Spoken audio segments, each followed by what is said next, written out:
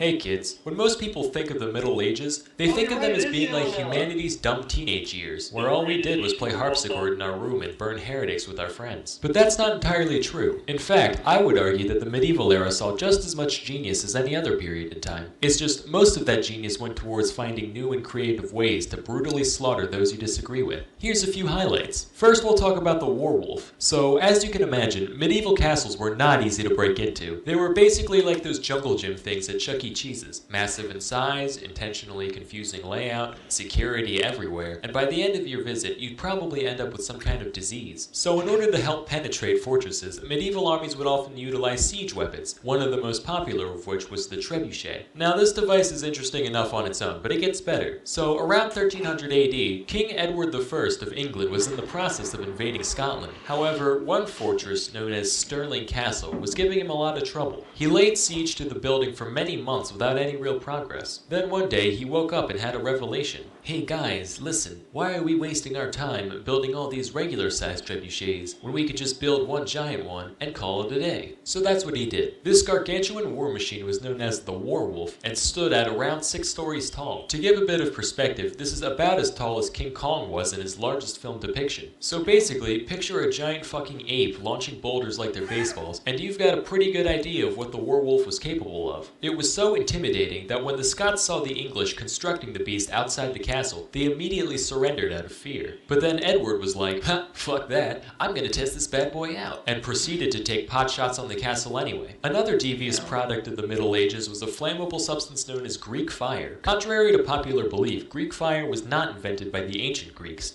Rick Riordan, you lying prick. It was actually invented in the 7th century AD by the Byzantines, who happened to inhabit Greece at the time. Historians still don't know exactly what it was made of, but they do know that it acted a lot like napalm, sticking to ships, sticking to people, even floating and continuing to burn on the surface of the water. The Byzantines also had these siphon-like tubes that they'd put on the front of their boats to pour Greek fire on the enemy, kinda like makeshift flamethrowers. These were retired pretty quickly though, mostly because when you put the words makeshift and flamethrower next to each other, you're bound to run into some problems eventually. Our next bright idea comes from a woman known as Olga of Kiev. So Olga was a princess who ruled the area around the capital of modern-day Ukraine from 945 to 963 AD. And she had quite a track record for being just a total badass. For example, the Drevlians, a tribe of people under Kiev's control, once sent 20 men to Kiev in order to convince Olga to marry their prince, under the pretense that if they did marry, the prince could claim her rule over Kiev. In response, she had all 20 of them buried alive. She then sent a letter to the prince saying she accepted his proposal, but she would need a bunch of his most distinguished governors to escort her on the journey. Once the men showed up, Olga was like, "Hey guys, long journey, huh? How'd you like to take a bath in this here bathhouse?" They were like, "Yeah, sure, that sounds great." "Okay, have fun, you guys."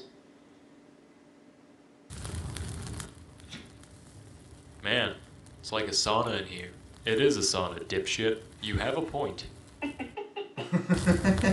So long story short, this lady just did not give a heck. My favorite story about her starts with her besieging a Drevlian city that refused to pay tribute to her. The people in the city were already well aware of the type of rampaging that Olga was capable of, so they were already scared shitless. But when she showed up, she was like, "Alright, you know what guys, I'm gonna play nice. Just bring me 3 pigeons and 3 sparrows from each household and I'll be on my way." Okay. What are they for exactly? We're just hungry. I mean, we got some food too. We could just give... I'm sorry, did I fucking stutter? Alright, birds it is. Then, once the creatures were in Olga's hands, she had each of her soldiers tie a cloth-bound piece of sulfur to one of the birds' feet, which was then set alight. The birds were then released all at once, and when they flew back into the city, their nests acted like little piles of tinder, resulting in nearly every house in the entire city erupting in flames simultaneously. And while the whole place burned to the ground, Olga just sat and watched. By the way, it's worth mentioning that, after her death, Olga was canonized as a Catholic saint, presumably around the same time as Saint Tiffany, who went around pushing in the soft spots of babies, and Saint Jerry the Goat Fucker, who, as the name implies, fucked a lot of goats. In conclusion, pay your taxes. To my loyal subscribers, I'll see you in 3 months. I'm Sam Manella, and thank you for watching. Oh my god. Oh, I love that shit.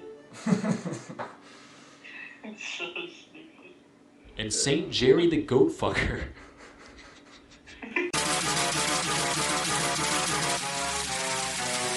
Trapping.